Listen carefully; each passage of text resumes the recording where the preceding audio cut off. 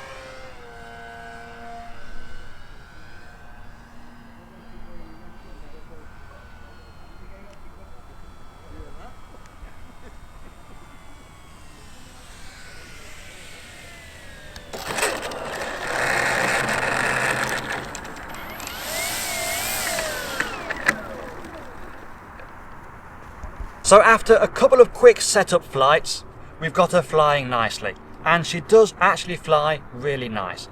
For once, I'm quite surprised at how well the servos are behaving. They actually do keep the plane on track, they do seem to center quite well, and the trim doesn't change throughout the flight, which for me is probably a first for these kind of models. Obviously, the servos are not under the same kind of stress that they would be under a 3D airplane, so just bear that in mind. They are a little bit slower, and obviously quicker would be better, especially for an F3A style flight. However, all in all, it's one of the few planes that I probably wouldn't say that the servos need changing out from.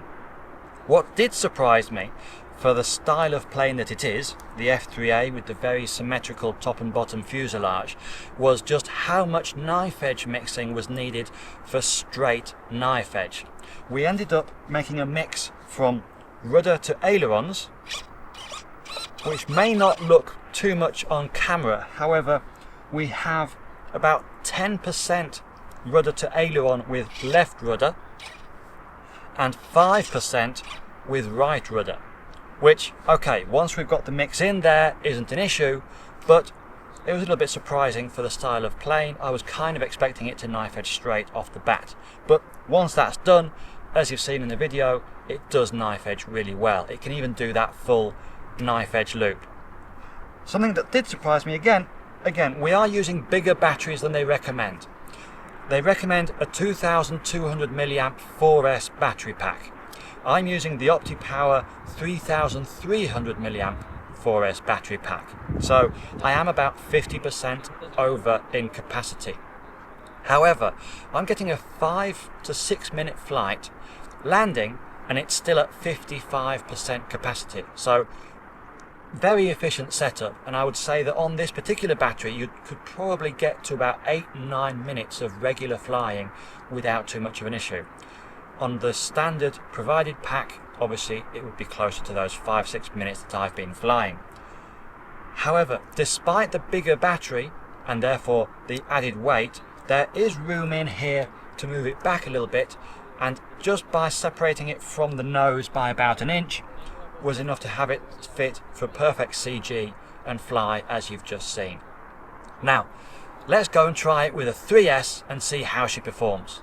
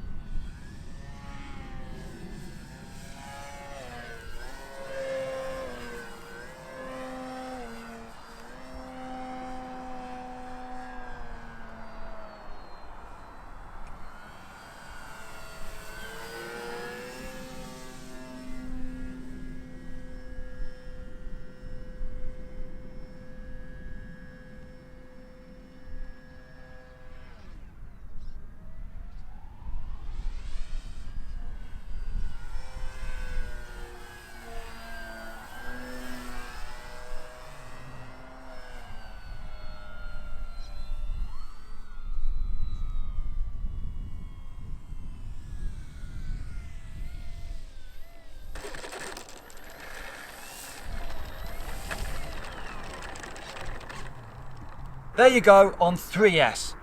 Admittedly, it's an old 2200 milliamp 3S pack, which doesn't have all the same punch as new packs do. However, it still flew surprisingly well despite being on 3S as opposed to the supposed 4 that it's designed for. It can still do all the maneuvers and it can still do a full flight. If you want to go out and out and practice pattern maneuvers or sequences, then 3S isn't the way to go. You're going to be lacking power on those never-ending uplines. However, for a Sunday flyer who wants to use the most of their 3S packs rather than buying new larger than normal 4S packs, it'll still fly all week long. So what's the final verdict on the Carbon Arcus from Durafly? Well, I would say that it is actually a really fun, nifty little plane, and you can't go wrong for the price. At the time of filming, this was on sale for about 190 euros, ready to fly, minus battery and receiver. I mean, the servos, as we mentioned, aren't top spec. However, for this style of plane and this style of flying, they work. The propulsion system is also more than adequate, and the batteries were coming down cold, so it's not pulling crazy amps, as we can see by the flight times as well. A few little things. I mean, we could say that we're not sure where the carbon from Carbon Arcus comes in. Yes, it's got a few small rods inside the wing and the aileron, one down here on the elevator, but that's just being nitpicky.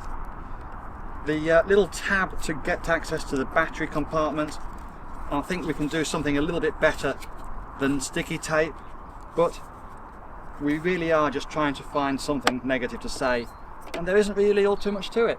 It's a fun little plane. If you are a hardcore F3A guy, you would probably be left a little wanting. However, for anyone who just wants a nice tracking airplane and a fun plane that fits in the car to go down to the field, I think it's a good choice. So I hope you've enjoyed this video.